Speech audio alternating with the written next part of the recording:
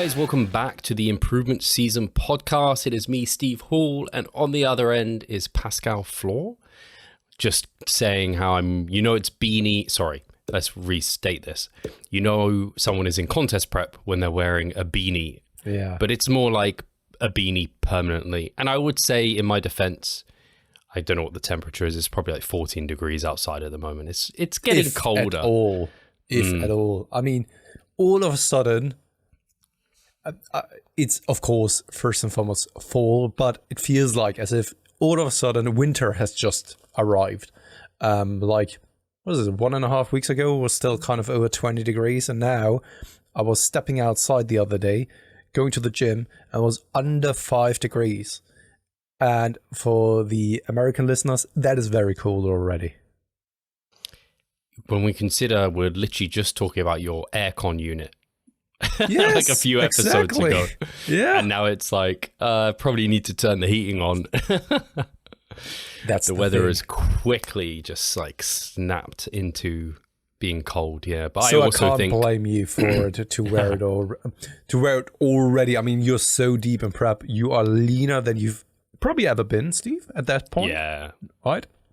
And first getting the beanie out right now is actually, now that I'm saying it out loudly, is more of a surprise, actually. Yeah, it's definitely prep, and the true, like, some of those side effects that people talk about haven't really hit me until the last... Well, I guess I'm feeling them gradually, bit by bit, because I know I already mentioned that I had less patience and Ada was frustrating me more than usual.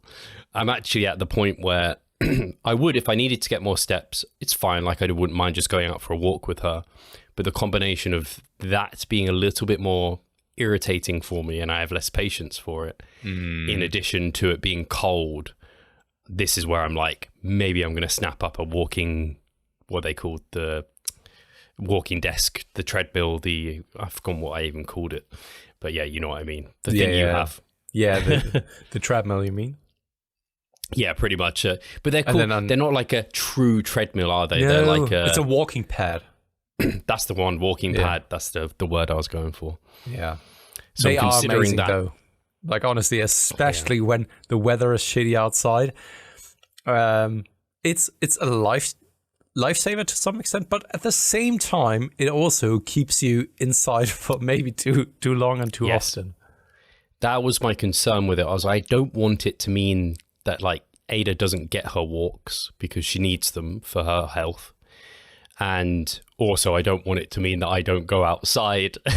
But when I was more so thinking to use it in addition to the steps I was already getting versus replacing any of those, unless it's really awful weather, just because I think I'm getting to that point in prep where Cliff added 10 minutes of low intensity steady state cardio, 10 minutes for the week though. Like, all right, it's kind of like nothing really. Yeah. I even emailed him to confirm that. I was like, did you mean 10 minutes for the week or a day? And he was like, no, for the week. I don't really like cardio. I was like, okay.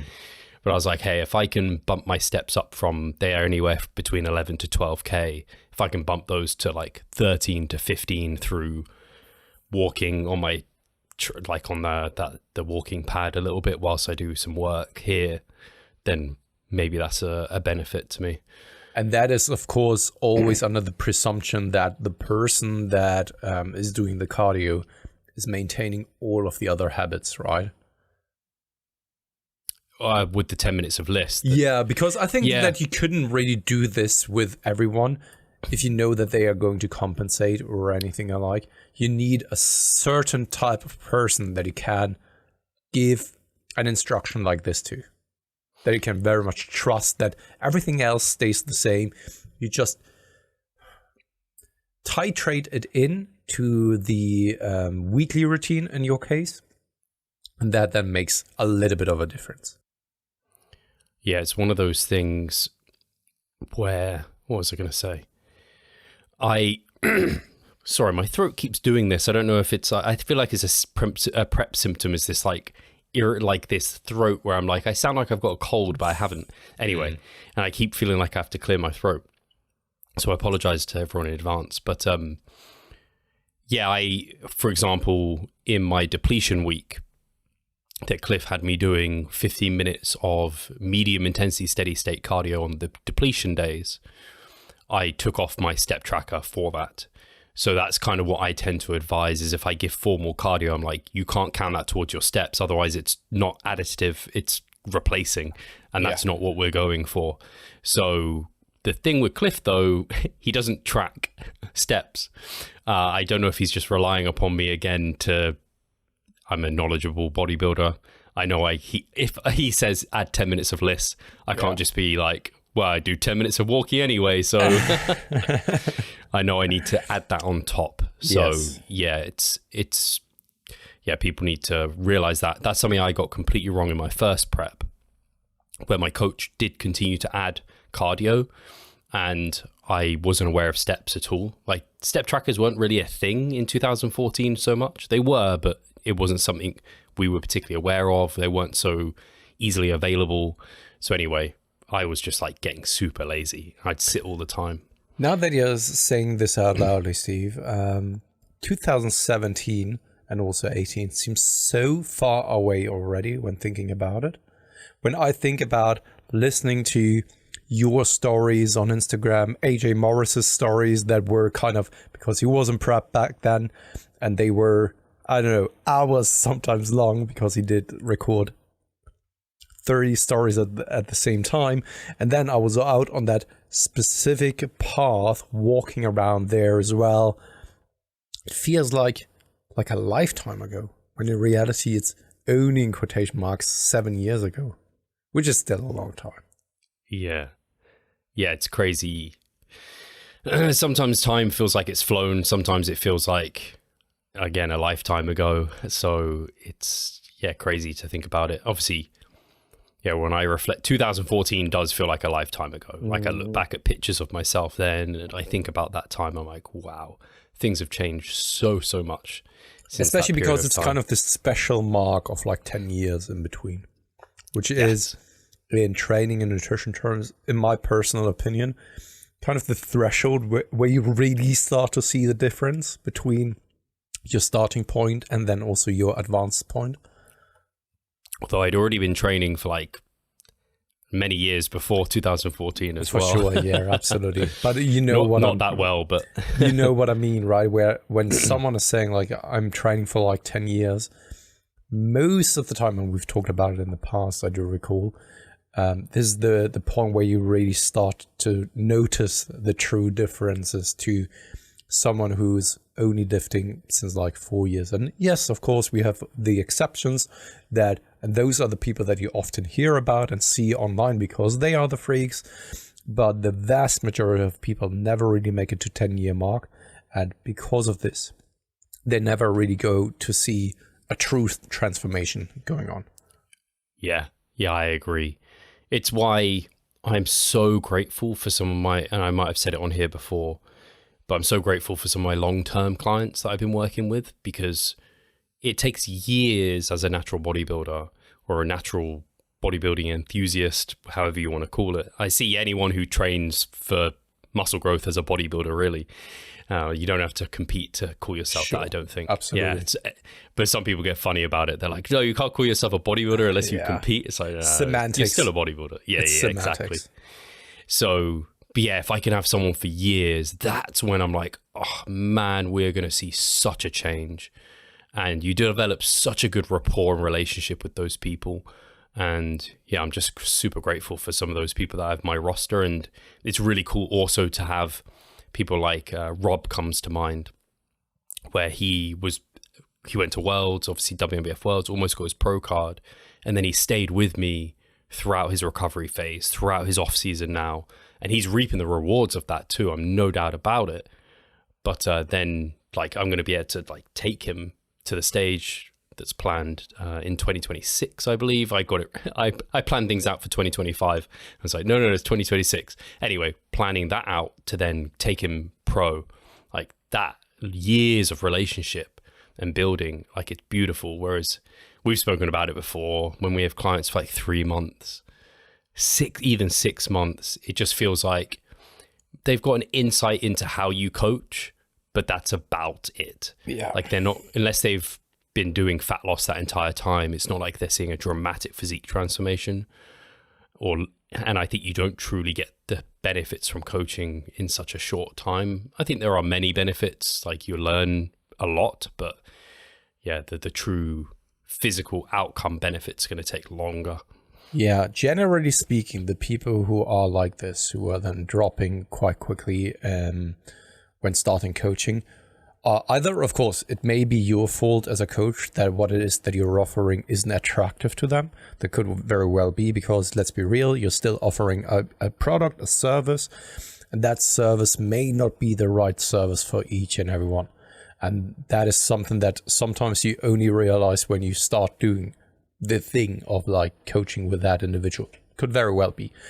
Mostly though, it's the type of athlete who's looking for kind of the shiny object, the answer as to why they haven't made the progress.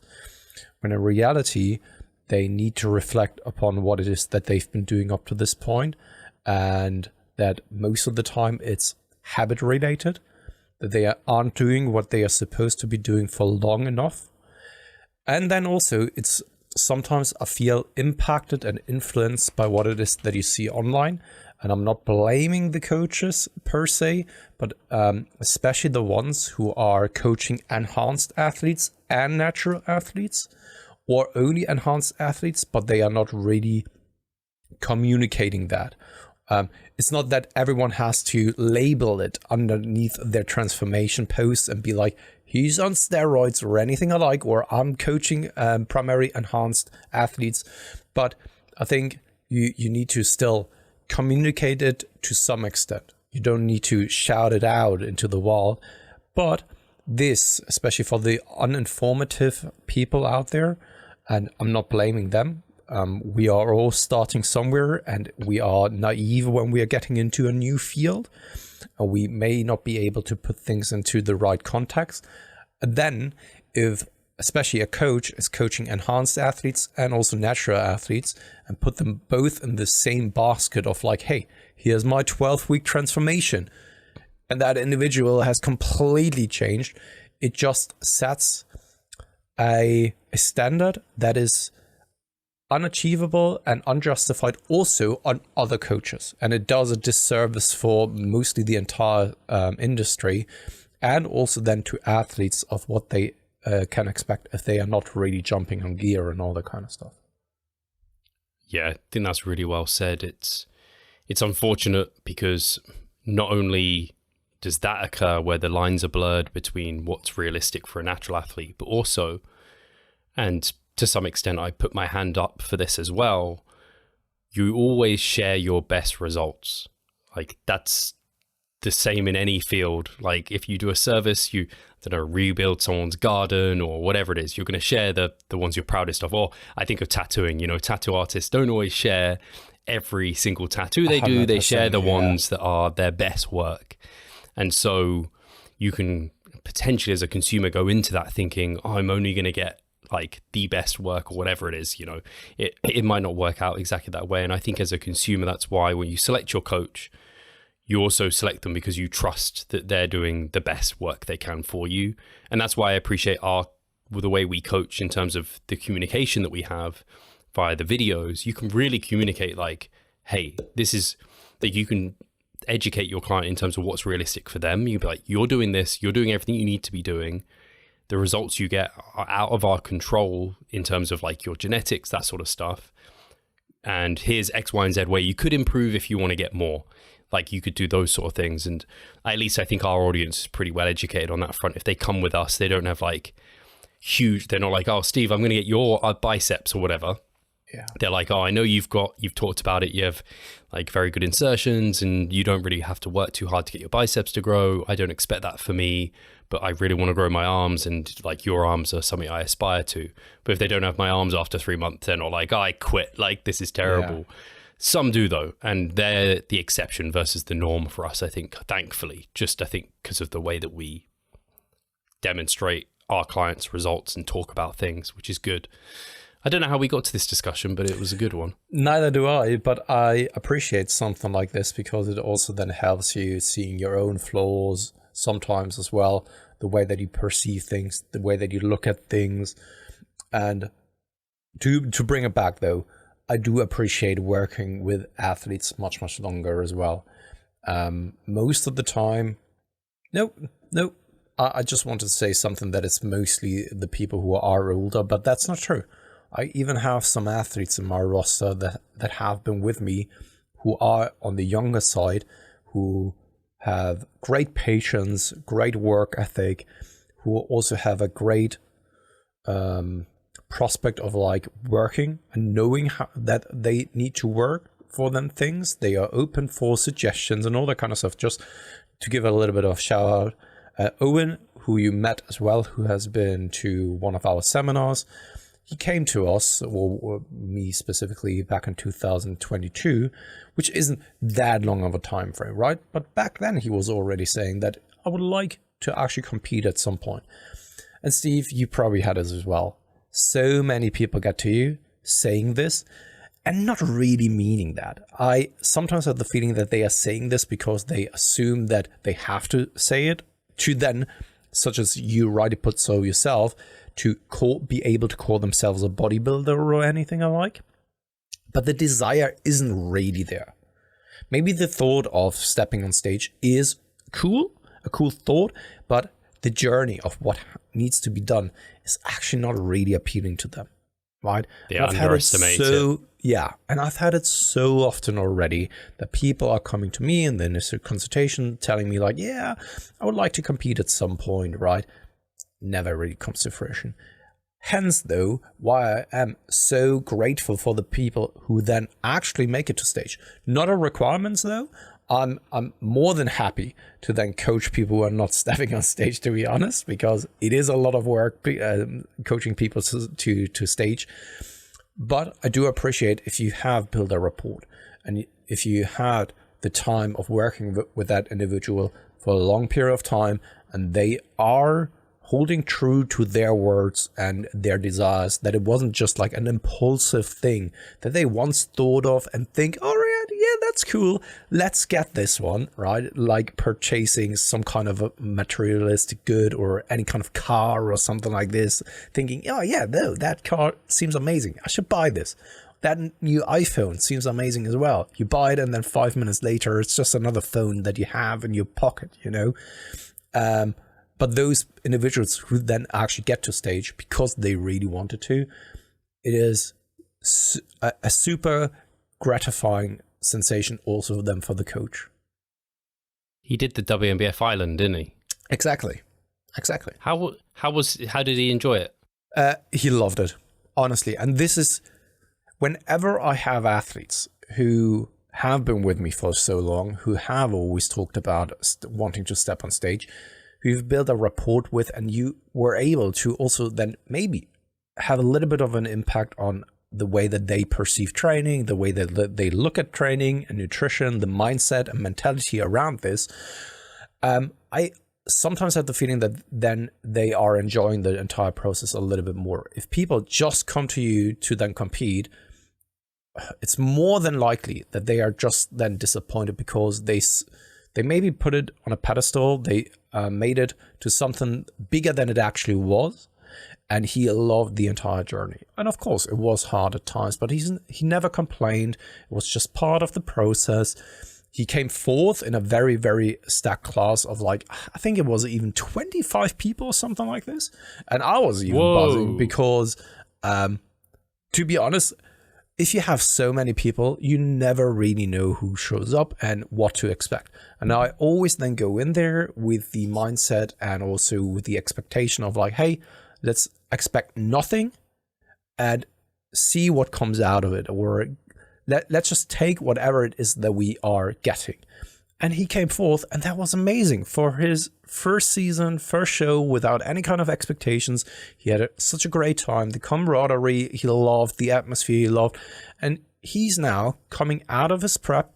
We're transitioning into the off season, knowing that he wants to do it another time in the future.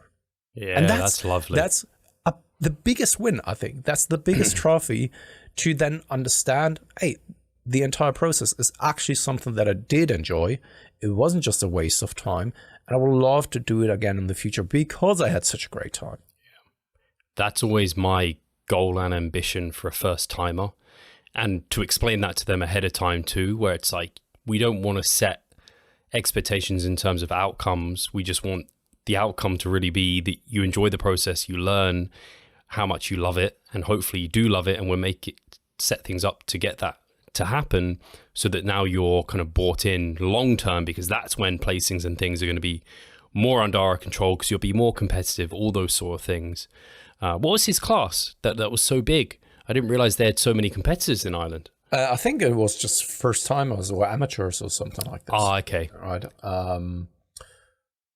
And what I wanted to say, Steve, is that I think that you are a prime example and a role model for representing this, of like the enjoyment of the journey itself, that if you don't really overly stress about it and focus on being your very best at the very first time that you're stepping on stage, or expecting this, right, and setting some kind of pressure on yourself, you can actually come a very long way.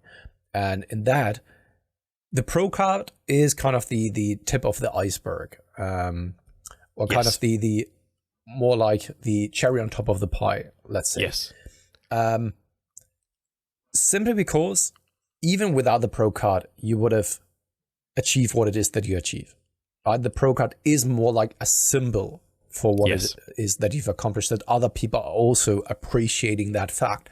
And I think that it's amazing to see, and it sends out such a great message to especially those people who are maybe first timers, who aren't really the most genetically gifted, because most people aren't, right? And if then it comes from you saying like, hey, this is what I actually started, and I was never really foolish enough, in quotation marks, to think that I have what it takes in my first season to actually be pro.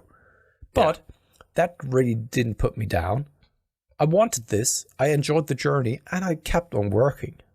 And I love this. I love this message now, to have this as a tool in your toolkit, to be able to then put it to work and be like, hey, look at me now and look at where I came from.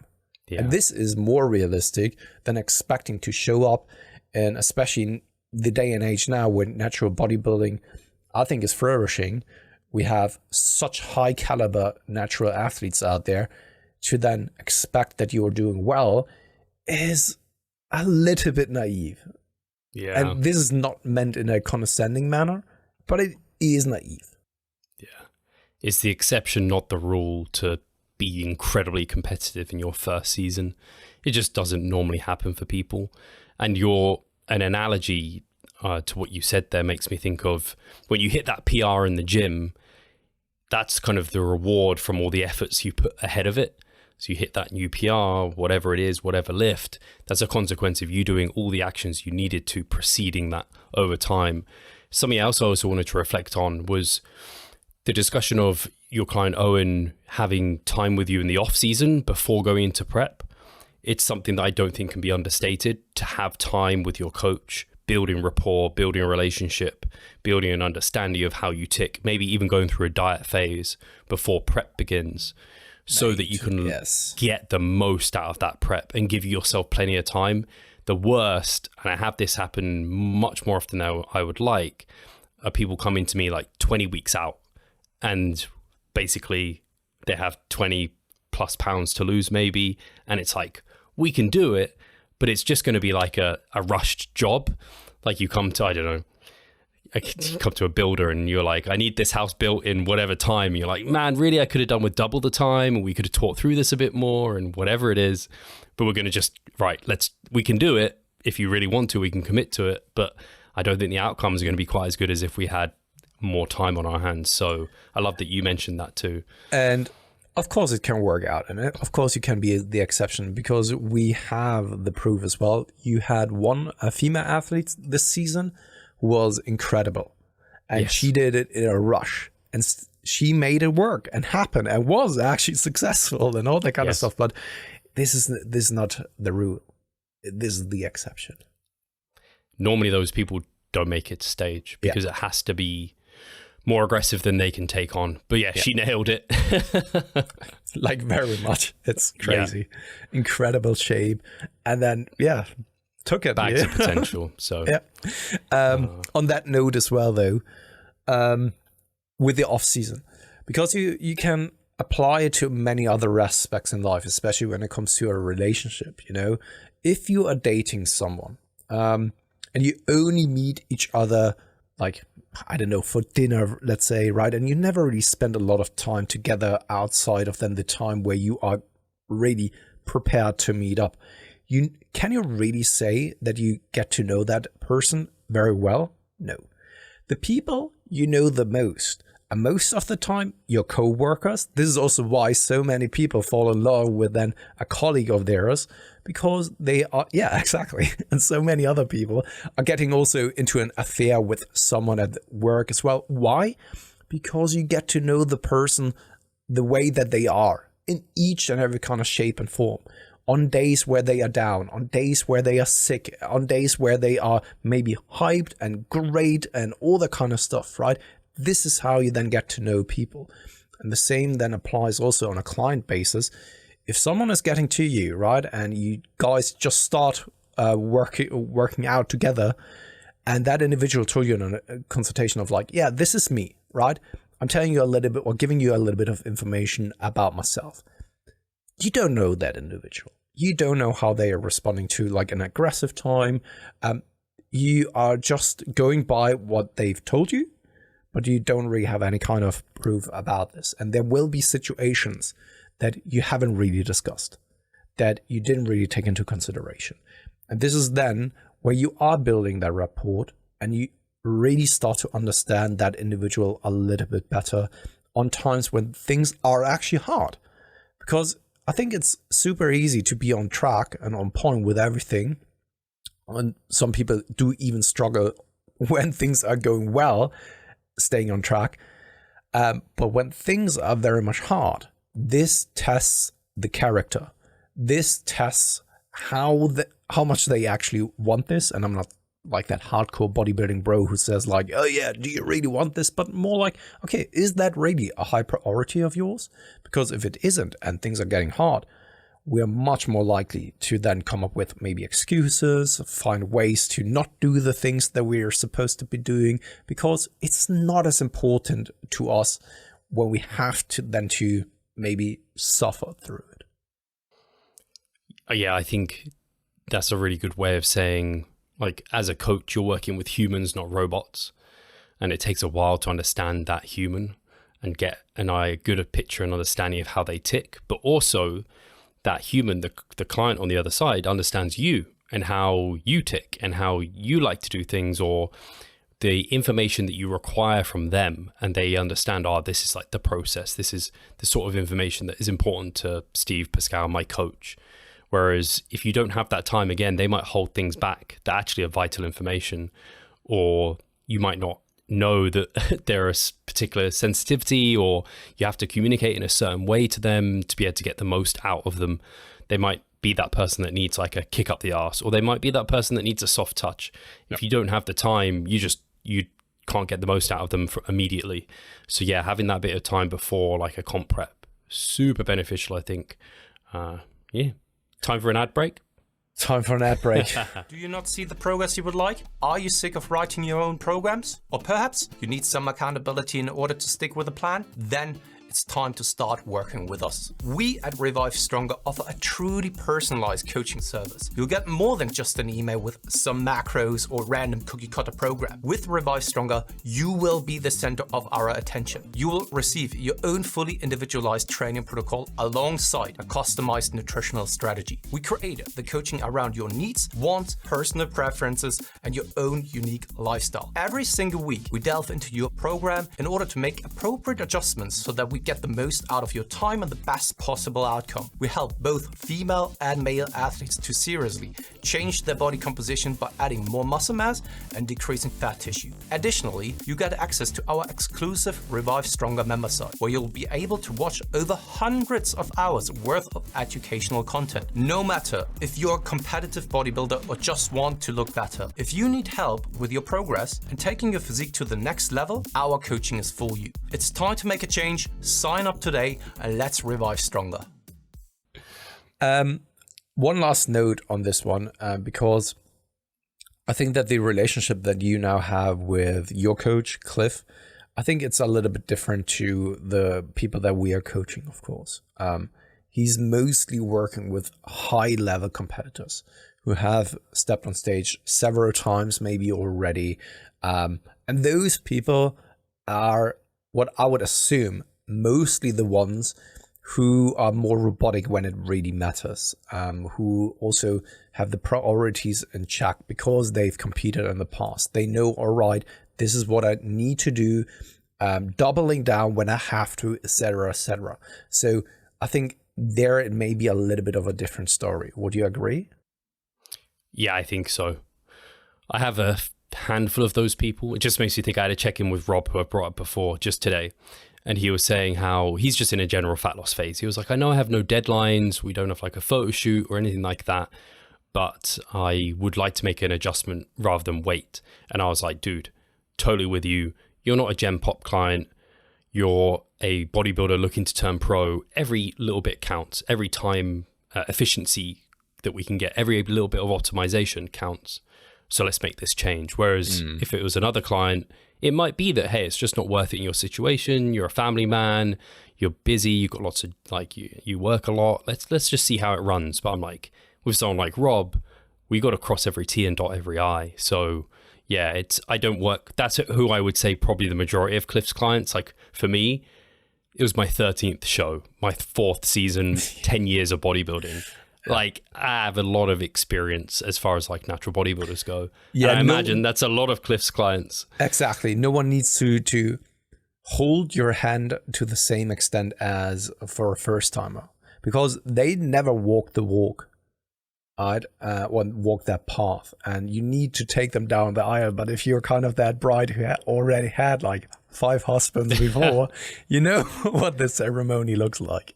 Yeah, for sure. Pascal, I want to talk about where you're at with things, because last week was very self-indulgent of my prep and everything like that, which I really enjoyed, and hopefully the listeners enjoyed hearing some of that. Apparently they did, based on the comment section. Yeah, I've had some nice comments. I'd be interested to know where you're at, because from pictures looking pretty lean, and I think you've stopped the diet now, if I'm right. Yeah, I did. And now, funny enough, Steve, because I can obviously see myself here on screen as well, and I was just thinking, man, my face is actually looking quite dietary, you know? Yes. Like, especially here, your cheeks proper, like bit of skin. Yeah, exactly. Needs filling out a little bit. Exactly. And I was just surprised about the look. And it could very well be that the lighting is just a little bit harder than usual because the sun isn't shining and I have my blinds makes a big up. Difference. And I have my blinds up, and usually I have like pretty soft light in here because I have like white blinds, and then it kind of softens my wrinkles out a little bit because I'm old, right? No, things, I mean, I came out of the diet, like, what is it now? 2 weeks ago. Up my calories, not really too stressed about getting to a specific caloric target. I just want to eat at around like maintenance, as already discussed, because I think that I'm not that lean that I couldn't maintain it. Now, the last 2 to 3 weeks, they were quite busy with lots of things. So health-wise, I was actually then run down a little bit because Tony was sick, I got sick, and then I'm just super busy with a lot of things as well at the same time, lots of obligations. And I felt like when going to the gym, there's a little bit of oomph missing right now. So I go in there and I just don't really have what it takes, the drive to really push myself. And sometimes in situations like these, and I don't know how it is with you, Steve, but I do appreciate every single time that I'm editing our podcast, that whenever there's someone who says something that resonates with me, sometimes I'm being reminded about this, and also watching some other people lift over on Instagram, and then I find myself thinking about those individuals while lifting. May it be the form and control, may it be the intensity that I'm bringing. So we had Chester on the podcast. What's his last name again? Chester Soko. Thank you. And he was there talking about that intensity, right? And I was going in there and thinking about this, right? Whenever I push myself, that his observation is basically also the same as our observation, that most people can push themselves much, much harder than they actually think when it comes to the given area. This is what I always have then in front of my inner mind. And then also, there was a time where I was thinking a lot about Charlie when doing things such as RDLs and also leg presses and all that kind of stuff, because I find his technique on those lifts in particularly is very solid. And here lately, especially when it comes to back movements and rowing movements, I've been thinking about Dirk Emmerich a lot as well, because he's lifting very slowly, not in a way that I would generally advise it to a lot of people. However, it's just what I needed in that given moment when it comes to just bringing it and being concentrated, being focused, because I couldn't really go in there, hype myself up and just throwing weights around, because that's not where my head was at just right now. And I needed to have a little bit more of a poise, more controlled, but still intense kind of technique. I don't know if that kind of resonates with you, Steve. Yeah, I think so. Like, you do definitely draw inspiration from lifters that you respect and how that they train and how they go through lifts. And I wonder if that's why.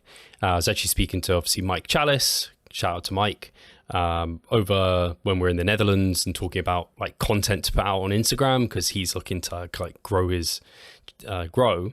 And I was like, do you ever review it? Because one of the things that we always said to Mike, his technique's very good and he films a lot of his lifts anyway, but putting out those like carousels of your training, that always goes down super well. I'm always like, man, that's super boring. Why do people find that so interesting? But I mean, you've just sung that sort of praise, because Dirk does that a lot, where he just like puts out all his training. And so I always find when I film like a session, I put out like this is what my session was. People love it. And I think it's because they get to see how you're moving and the technique that you're using and the intensity that you bring. So yeah, I think that's probably why they do so well, because there's a lot of people that are like you and they draw inspiration and motivation and insights from the way others who they respect lift. That makes a lot of sense. And I'm always picking out my pieces. And that's not to say that each and everything that I'm seeing is something that I'm then testing for myself. But sometimes I'm in a certain position and then something particularly resonates with me, or it's exactly that what it is that I needed for that given moment. It's kind of like, I don't know, it's more like observational bias. When someone is pregnant, right, or your wife is pregnant, what is it that you're then all of a sudden seeing everywhere? Pregnant people, right? And the same goes here as well. When something doesn't or isn't relevant to you, you're probably not even noticing this. And sometimes if something is very much relevant for your given situation, let's say you have an injury, all of a sudden you, of course, put way more notice on, or give this way more notice to. And it's kind of the same here as well, where I was just in a situation where I didn't really have the energy, the hype going into the gym, which sometimes I do. I then go into the gym and then I'm more than willing to also have a little bit more of a looser technique, use a little bit more momentum and all that kind of stuff. But right now I didn't really have that, and I needed more of a controlled mindset. And it also, once again, shows that you are, as an athlete, you're always going through different stages there as well. And it's totally all right to not be too much negatively impacted by that, but take it as it is and adapt to it. So, for example, as well, when you are just kind of tired in general, then maybe a deload may be warranted. And if you are feeling fresh, then pushing it, maybe doing even, I don't know, if you still have time at the gym, then do maybe one more set if you really feel fancy about this, you know. I think that there's nothing wrong. Same goes then for lifting technique and all that kind of stuff. And yeah, it's just interesting to then see how things are then also going. And the main thing that I always fall back to, because one of my athletes just asked me that, whether there has been anything new that I've noticed or I was implementing and incorporating with a lot of my athletes. And it's just, I'm falling more and more and more back to time and consistency. It's also a lot of my content is revolving around this, but it becomes more and more and more apparent. Like the older I get, the more things I've seen, the more obvious it becomes to me that in itself, it doesn't really matter as much as to what it is that you did, like the small minor details, but that you did something with the, of course, right fundamentals in place. Yeah, I don't know why, but this immediately makes me think of this. People have been very critical maybe of some of the I can call it the biomechanics field. Let's say someone like Coach Casson, people are critical of him and his exercise selection because they're like, oh, that's like wanky bullshit. That's like hyper isolated and whatever. And I'm like, dude, if you just do a single arm pull down versus a normal pull down, the only difference is like it's single arm. It's still, if you take that exercise close to failure, you're still going to work all that vertical pulling lat musculature close to failure. Why? I don't know why people get so het up about it. It's like, it's a small thing. Maybe it's slightly more advantage or optimal for some people. Similar like with length and partials or slightly longer muscle length versus a slightly shorter. Man, just do it fucking consistently over time and train hard. Like, yes, I know you can, that can be very reductionist, but sometimes that's what people need. And not only this, let's turn it around. And let's get a little bit of a mental game going. And that is, if you were to come to that conclusion yourself, would you still disregard it? Is it just that you're putting it down because you dislike maybe the individual, the way that they are portraying those kind of things, the information, and that it doesn't really align with your current biases? What if you came to that conclusion yourself, such as we did in the past with RER, for example? Like bros, let's call them bros, they always used ARIA to some extent, but they just termed it differently, right? Leaving something in the tank, you know? And now there's kind of more of a concept to it that you then can apply in a more methodological kind of fashion. And all of a sudden, this is not really feasible for some people anymore. Doesn't really make any kind of sense. The same goes then for certain exercises, for example, that you've just brought up. Some people did lengthened partials, and now just because there's scientific evidence supporting that idea, you may not, or you may disregard it, or are you having some preconceived biases because you don't like the individuals that put out the studies or so? Yeah, it's definitely a tricky one. I think of it nutritionally, it's so easy to relate to because I came into it thinking there was good and bad foods, and like I had my bro foods that I thought were quote unquote optimal, and if I ate clean I wouldn't gain body fat. And then I learned about like calorie balance. I learned about if it fits your macros, and I just didn't like that at all. I was like, it's so against my philosophy of like clean eating and everything. But I slowly started incorporating it. I learned about like the 80-20 rule and stuff like this. And I was like, oh, this is way more sustainable. I can switch in beef for chicken, like 5% beef for chicken breast. And if I want to have some chicken thigh, I can just not have olive oil or whatever it is, you know? And I was like, wow, this is fun. And I understand behind like the matrix, I understand the functionings, the principles behind everything versus what I'm seeing. And yeah, I think some people miss that and they just get so dogmatic about what they want to do and versus anything else. I think in a situation like this, it may be worthwhile to just take a step back and consider whether you are just going about it in a pre-biased fashion. So if you were to give this information completely unemotional, completely without any kind of context, who's behind this information, who has publicized it, who has promoted it, and you know nothing about this, are you still having the same kind of take on it or not? So let's just say, I don't know, there are 2 stock differences, for example, you know, and all of a sudden a Jordan Peters would come out and promote something specific that he was negative about in the past. And you don't know that it was him now actually being promoting some kind of this or some kind of fashion, right? And you just see it as a transcript, for example, would you still hold that belief, or would you still give credence to it? Because if you don't, you're only reading that transcript and you say like, you disregard it and be in the mindset of, this is utter garbage, when in reality it is your kind of role model who's all of a sudden preaching that. You're just going about it because you have pre-biases, right? And you didn't really inform yourself about it. You lack maybe the experience yourself, having tested that, etc., etc. And this is completely human behavior, of course, but at the same time, I think it's important, if you want to build your own opinion on something, to sometimes even give it a try and just see for yourself. It's the same as, I don't know, sometimes only by experience you learn whether something was for you or not when it comes to, I don't know, do you remember the time, Steve, when I was moving to Potsdam for studying life sciences? So I got an apartment there. I was already then at the university. In the first week, I realized like, this isn't for me. I'm separated from Katie, from Hugo, from my family. I'm here 5 days now, locked in a different city, and I have to travel back and forth. I can't do this. And I had already an apartment. I signed a contract and all that kind of stuff. And now I needed to get out of that contract. But I didn't know it up until the point where I've tested it myself. Yeah. It comes back to not being dogmatic, following a wide range of people with differing opinions, and being open to looking at not just the person. You can like people, but try and look at what they're saying and the information they're providing versus their personality. Because it's so easy to get hooked into people's personalities, and then you just get caught up in dogma. A perfect example is Lyle McDonald.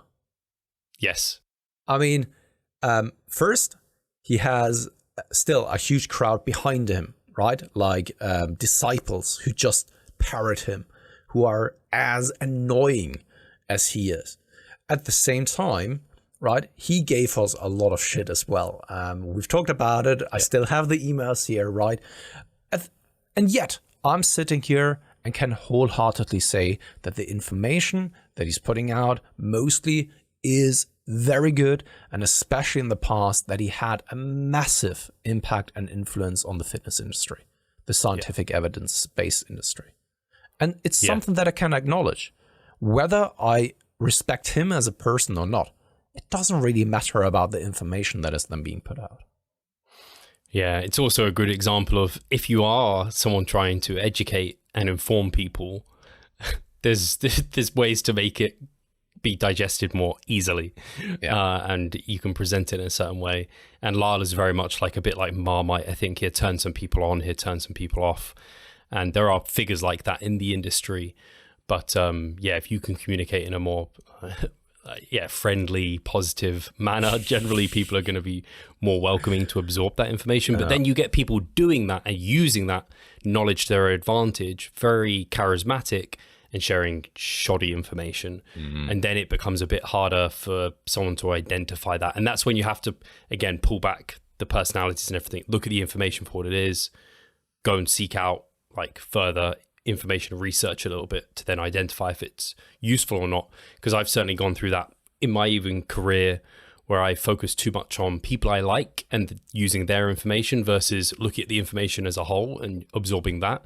So with the podcast, even, like, I will have on guests that I don't necessarily agree with everything they say. They don't even agree with all my other guests, but I respect the way that they present information, even if it's a bit counter to the way I view things, because I've learned that they're really good people to learn from as well, even if it's somewhat uncomfortable at times, if that makes sense. Like, I try and be, as much as possible, a neutral party in that sense of gathering information.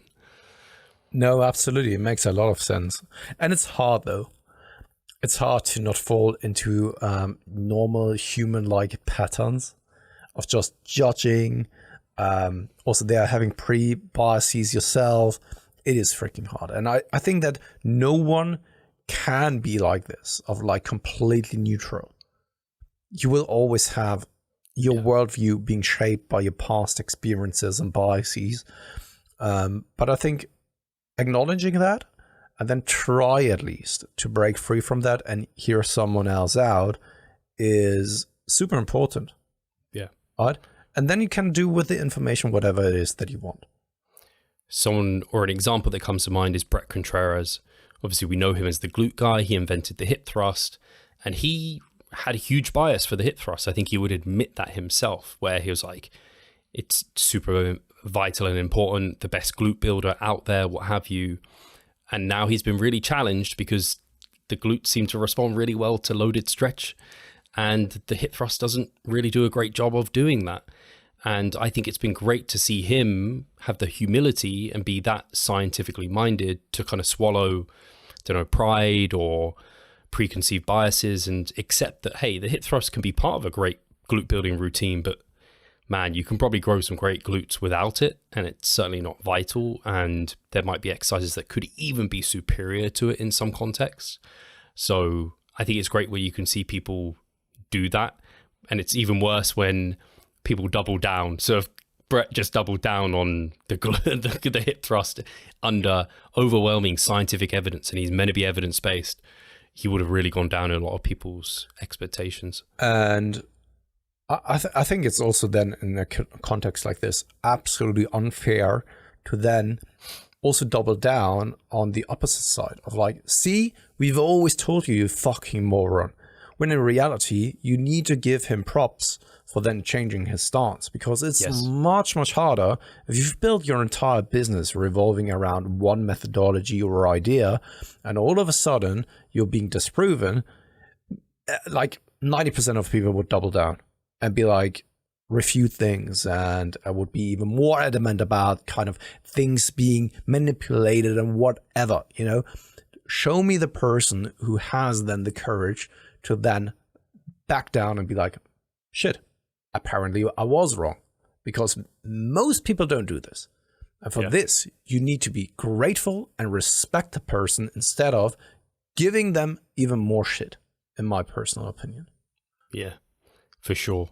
Yeah, that's part of why, to bring it back to working with Cliff as a coach, he does a lot of things that aren't comfortable to me, even down to his check-in processes. But it's made me check myself and see what I can learn, what I like about it, what I don't like about it. Even the rapid backload in for itself, although I did practice that with Rob last season. It's heavy depletions and then trying to super compensate. They were things that I would accept work, but they weren't things that I necessarily would use too often. Whereas now, going through it, learning more about it, I'm like, I could see that this could be really beneficial in some contexts. So it's great to kind of get those lessons and teachings as well. And coming back to coaching, like you don't want a coach that's just a yes man. Yeah. You don't want your coach just to agree with everything. You want them to challenge your beliefs and conceptions and what you typically give yourself, because that's why you go to a coach, for that little bit of an extra experience or perspective that they provide you that you might have otherwise been missing, and they can get you onto an even better path than what you had yourself. So it can be hard though. That's why being coachable is tough for some people. Like some people aren't as coachable as others. It's just because they have that. Yeah, you need to be willing and open for others' opinion and takes. And this is something that many people are struggling with, not just in terms of coaching, but life in general. Yeah. People are always saying, and you just need to take a look at something like trash TV, right? When people are being asked, so what's describe your perfect partner? And they are always saying the same old spiel, because trust, open communication, loyalty, right? The same old shit, because that has been taught to them, that this is just what it is that you say. And it's kind of the same when it comes to describe yourself as a person. Everyone would be saying like, okay, I'm trustworthy, I am smart, whatever, right? And if you were to ask them like, okay, are you willing to take on feedback? Are you able to critically think? Hey, believe me, everyone would be saying, yeah, sure. I don't think that anyone would be saying, no, I have a hard time, right? Because it takes courage and it takes self-reflection as well to be able to then realize this, and taking on board feedback and others' opinion. We see it in politics. People don't do this. Like, honestly.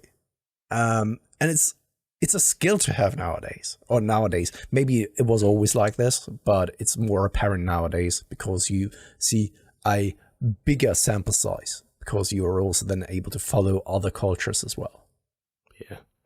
Yeah, I agree with you. Very well said. Is there anything else on your, because you changed, this discussion got led here because of talking about your training and nutrition. Yeah. I don't know exactly how, but obviously you've increased your food. Did you feel the real benefit? Like, did you feel like, oof, I've got that extra food? Or No. because you increased it at the same time as increasing other stressors, it kind of balanced itself out? Yeah. It's like I said to you, Steve, I never really felt as if I was so much in a cutting phase. And the same as the other way around as well. So for me personally, it doesn't really have that much of a difference. Maybe because I never really dug myself in so much of a hole. So I don't really need to climb out of such a deep hole, maybe. It's good. What's also interesting is because one of my athletes today was asking me whether I do look better in a perceived fashion at the same body weight when cutting down versus gaining.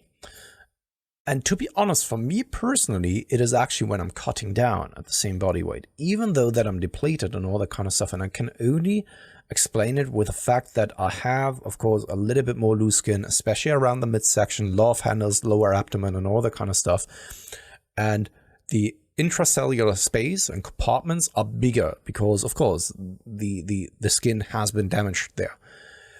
And for me personally, when there's more water, which is more likely to be the case when you are in a caloric surplus or at around maintenance, I look softer, even though that I'm filled up glycogen-wise, my muscle bellies are bigger and all that kind of stuff. Whereas then the water retention intracellularly, even though that my glycogen may also be a little bit more depleted, I just look tighter.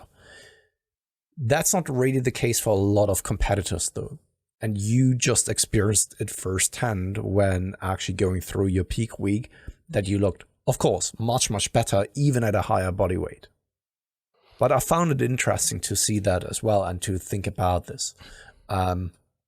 Just to add a little bit more context, that the way that I feel, the way that I looked maybe on my path upwards and downwards is maybe not representative of the vast majority of people. Because I do know from also working with athletes, of course, that a lot of people are reporting feeling so much better when they are eating more calories, that they are having more energy, sleeping better and all that kind of stuff. When in reality, for me, there wasn't really that much of a change, to be honest. I wish there was, because then I would always know like, oh shit, that's actually amazing to feel that way. I completely forgot how amazing it does feel, but no. And it could, just to be fair, and then I stop blabbing on here, it could also very well be that I am too lean for what it is that I feel comfortable with, and I just take it as my normal status, when in reality I should be heavier than I actually am. And this is why there's not really that much of a difference in terms of how I feel, because I'm not at the body weight or body fat percentage where my body is feeling the most comfortable, but where my mindset is feeling the most comfortable. That last little bit was exactly the question I was going to ask you, that I thought would be an uncomfortable question, was, are you leaner than what your body wants to be, and so you don't function as well, and so it's just needs recovery? And I think it takes a lot for you to admit that you might be holding on to body comp that you're mentally more accepting than what is physically the best. And that actually comes back to something Alberto Nunez has often been quoted on, right? Yeah, I was just thinking about Alberto when it comes to this, because he's very vocal when it comes to this, that he needed to realize that the body weight where he performs the best isn't matching the body weight that where he looks the best or mentally feels the best. That's the crux of it. And then it's accepting I always say, for every gimme there's a gotcha. And so it's like the gotcha of performing better is you might not look as good as you would like, but if you look as good as you would like, you might not perform as well as you would like. And I think we know now, for yourself at least, at this moment in time, you're willing to accept that gotcha for the gimme of looking a certain way. That's true. So it could be that I'm living right now in a state of ignorance, that I don't really want this to be the case. I think the only thing that will get me to it is time, of just realizing that this is now the norm that I'm feeling, and it doesn't really feel right. Maybe there may be other markers, such as possibly health markers, something like sleep may be impacted the longer I'm staying at that lean level or so, that the worse I feel over time, because of course it's then having an accumulative effect. If you're constantly in a less optimal state, you will at some point feel it, right? Maybe it's then coming at some point, or maybe not. Maybe my body is getting used to it and I look chiseled all the time. Yeah, and it's then the only question is if it becomes your new norm and you just think this is how normal feels. Yeah, exactly. But you hope that you can be objective enough to understand, hey, if these various markers of diet fatigue are elevated higher than what I would expect them to be when maintaining, I got to make a decision here of, do I want to try bumping up a little bit heavier to abate some of those and feel better, but also look reasonable. Yeah, this is because we've talked about coaching a lot here during this podcast. This is one thing where I think no one else could help me other than myself, because no one else can tell me like whether I'm too lean or not. This is something that I have to then figure out, like, how do I feel? Right? Of course, there may be some observative markers that someone else could interpret much better than I am because I'm biased. But just looking at someone and being like, oh, no, you're too lean, is something that I have shied away from. And I was there in the beginning when I saw someone in the off season, let's say, and I saw them and was like, no, you're too lean. You need to gain weight. This is too lean to feel good or productive training sessions. And it's too different. Like take a look at someone like Dirk, right? What he's able to maintain throughout the off season, or the other guy, man, I always forget about his name, the British guy with the Chris Palin. Exactly. Yeah. It's just those people are quite, of course, the exception, but also perfect examples that it's not necessarily just about the body fat. Right? Some people can be extremely lean and still function very well and feel very good. It's not the rule though, but just judging by that is something that I'm not willing to do. And this is why I also think that no one on the outside could take a look at me and be like, oh, Pascal, you're too lean. You should be gaining, right? Yeah. Especially not that short after a cutting phase. It's too early to tell whether I'm still too lean. Yes, I think it applies also the other way, where you're too fat to gain. Yeah. But if they don't feel better, leaner, and they start seeing all those indicators of diet fatigue and that they're a lower body fat than their body wants to be, hey, that's their zone of productivity. So I think that's been a change over the last few years, where people have been less broadly sweeping with their body fat recommendations, which has been a really good thing. Yeah. But on that note, we've come to an hour now. Absolutely. Thank you very much, guys, for tuning in. Also, I just want to say thank you very much for all of the nice comments last week. Not to me, but to Steve, of course, that is. Because I think that we still have a lot of listeners who have been with us for years now, maybe the entire journey. If that is you, I would love in general that everyone who's now willing to comment underneath comments with how long they've been listening to the Improvement Season podcast. And I would be very curious to see how many people have been with us for the entirety and followed your journey basically nearly from start to now the current status quo. And it's just amazing to then also see the positive comments there that people just have a great time seeing you succeed as well, Steve. Yeah, I can only say ditto to exactly what you said there, because to hear that people like heard my story and have been following and feel inspired from it, it's amazing. I'm so glad that I can have a positive impact on so many people, and to know that it means that much to others and that they're that happy for me too is really, really nice. Like, it's such a nice, heartwarming feeling. So I really appreciate that. And yeah, if people have been listening for years, even if you're listening on Spotify now and you don't listen to the YouTube, come comment on the YouTube. Just let us know, because we want to say like a thank you and give you your props as well, because it's nice to have so many loyal listeners. Absolutely. Cool. And guys, thank you very much for tuning in. Leave a like, leave a subscribe, leave all of the things that are relevant to us. And I guess I'll speak to you guys soon. Cheers.